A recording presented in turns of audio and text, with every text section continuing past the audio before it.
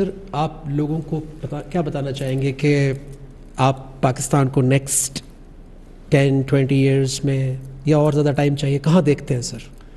اصل میں جی کیا آپ کی ویژن ہے سر پاکستان؟ میں آپ کو بتاتا ہوں، دیکھیں پاکستان 22 کروڑ کے لوگ ہیں اور بدقسمتی سے ہمارے ایسے لیڈر ہیں وہ کہتے ہیں کہ بیگرز آر ناٹ چوزرز، یعنی کہ اگر ہم مقروض ہیں تو ہم غلام ہیں، تو اس کا مطلب ہم ساری زندگی غلام رہ جائیں گے، یا وہ کہیں کہ جی امریکہ نے لائف سپورٹ مشین پر ڈالا ہوا۔ جب آپ کی لیڈرشپ پہ ایسے لوگ آ جاتے ہیں وہ ساری قوم کا پوٹینشیل ختم کر دیتے ہیں۔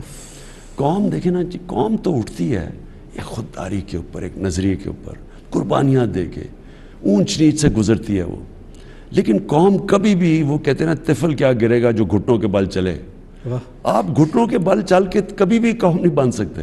تو میں سمجھتا ہوں کہ پاکستان میں بڑا پوٹینشل ہے، یہ قوم کبھی بھی کھڑی ہو جائے گی۔ میں سمجھتا ہوں کہ یہ اس میں پوٹینشل ہے، عظیم لوگ ہیں ابھی پاکستانی، بڑے بڑے میں نے عظیم لوگ دیکھے، زیادہ تر ملک سے باہر گئے ہوئے ہیں، لیکن قوم ابھی تک عظیم نہیں بنی۔ تو جس وقت یہ قوم اس طرف نکل گئی، جو راستہ میں سمجھتا ہوں کہ مدینہ کی ریاست کا راستہ، امر بالمعروف پہ ایک دفعہ قوم یہ کھڑی ہو گئی، 22 کروڑ لوگ ہیں، ٹیلنٹ ہے ان کے اندر، پیسہ بے تحاشا ہے، ملک غریب ہے، لوگ امیر ہیں۔ جیسے ہی انہوں نے فیصلہ، جب قوم بنتی ہے نا، وہ پیسے بھی اکٹھے کر لیتی ہے، وہ اپنے مسئلے بھی حل کر لیتی ہے، وہ ساری دنیا کے سامنے بھی کھڑی ہو جاتی ہے، اس کو کوئی نہیں ہرا سکتا پھر۔ لیکن وہ ابھی ہم نے اس راستے پہ نکلے ہوئے قوم بننے کے۔ تو جو دنیا زمین کی ترقی پہ بہت فوکس کرتی ہے، جبکہ ایکچول ترقی کردار کی ترقی ہے، جس سے زمین کی ترقی میں بھی برکت آ جاتی ہے سر، یہی نجم آخری بات یہی ہے نا کہ دیکھیں، جو میں نبی صلی اللہ علیہ وسلم کی بات کرتا ہوں اور جو انہوں نے مدینہ کی ریاست میں کیا، وہ سب کو سمجھنا چاہیے وہ کیا کیا تھا انہوں نے۔ 622 میں وہ ہجرت ہوئی مدینہ میں، اور 632 کے اندر وہ دنیا سے گئے، ٹھیک؟ ان 10 سالوں میں کیا ہوا؟ کیا 313 تھے 625 یا 24 میں بدر پہ؟ جی سر۔ اور ٹوٹل 10 سالوں کے اندر جو وہ لوگ مرے جنگوں کے اندر، وہ کوئی 1200 تھے، 1200، لیکن 1 لاکھ لوگ تب تک مسلمان ہو گئے، سارا عرب ان کے نیچے آ گیا۔ تو فکری انقلاب تھا، وہ چینج کیریکٹر کا ہوا تھا، اور کیریکٹر چینج، اب بڑے کیریکٹر کے بغیر اب بڑے انسان نہیں بن سکتے، نہ قوم بن سکتے ہیں۔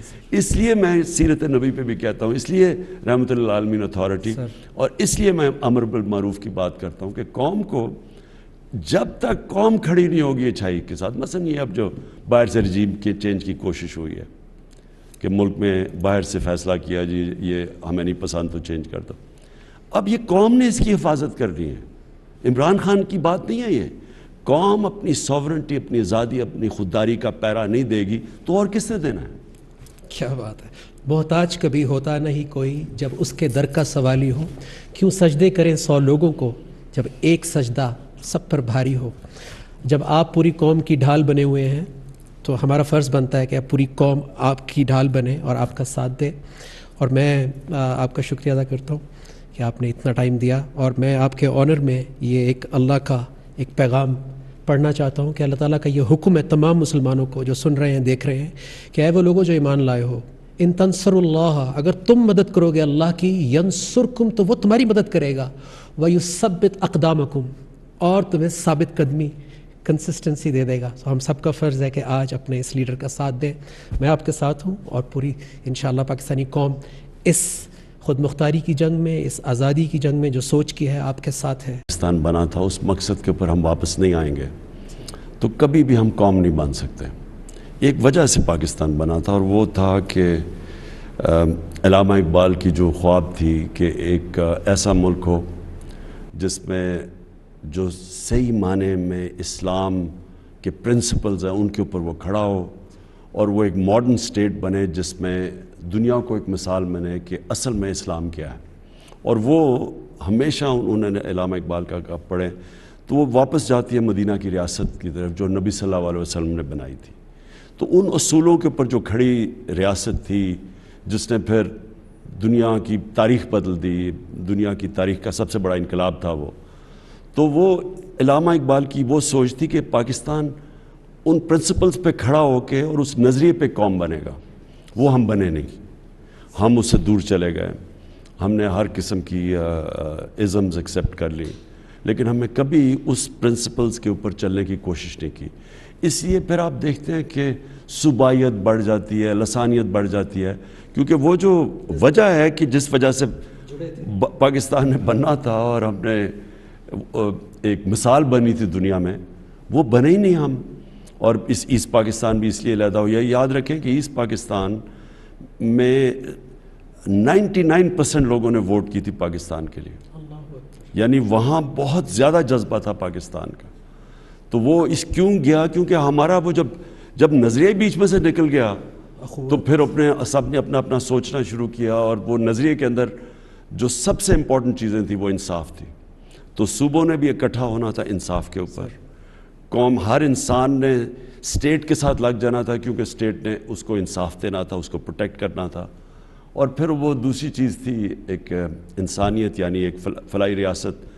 فلاحی ریاست کا مطلب ہوتا ہے جب اسٹیٹ اپنے کمزور طبقے کی ذمہ داری لیتی ہے تو وہ کمزور طبقہ اسٹیٹ کے ساتھ جڑ جاتا ہے, اور وہ پھر اسٹیٹ ایک قوم بن جاتی ہے, مضبوط ہو جاتی ہے, جو کہ مدینہ کی ریاست میں انہوں نے ثابت کیا. وہ ایک ماڈل بنا تھا ہم سب کے لیے. اور پھر ایک خوددار قوم جو کہ ایک لا الہ الا اللہ کے اوپر کھڑی ہوتی ہے, اور وہ پھر کسی کے سامنے جھکتے نہیں, اپنے پیر پہ کھڑی ہوتی ہے. اور پھر جو قومیں جب تک پیر پہ نہ کھڑے ہوں, جنہوں میں قومی غیرت نہ ہو, جنہوں میں بڑا مقصد نہ ہو, وہ پھر کبھی اوپر نہیں جاتی. سر یہ اویئرنیس تو آپ کو پہلے بھی ہوگی, آپ نے دنیا گھومی ہے, آپ نے بہت پڑھا بھی, لیکن اس کے لیے پریکٹیکلی کام کرنے کے لیے بہت بڑی ٹرانسفارمیشن چاہیے ہوتی ہے. میری آج کے اس انٹرویو کا جو سب سے بڑا مقصد ہے وہ یہ جاننا ہے کہ یہ جو آپ کی جو اندر تبدیلی آئی ہے, کیونکہ ہم نے وہ وٹنس کیا ہے نا ٹائم سر, کہ آپ کی جو فین فالوئنگ تو صرف عوام نہیں تھے سر, پیپل لائک امیتابھ بچن, شاہ رخ خان, عامر خان, مک جیگر اور دنیا کے سپر سٹارز آپ کو پسند کرتے تھے. سو اتنی شہرت میں تو اس کا 5% میں بھی لوگ آؤٹ آف کنٹرول ہو جاتے ہیں. اس جگہ پر انسان کی ایگو بھی بڑی ہوتی ہے, وہ اپنے کمفرٹ زون میں بھی رہنا چاہتا ہے, ولنریبل بھی ہو جاتا ہے, کبھی غلطیاں بھی ہوتی ہیں.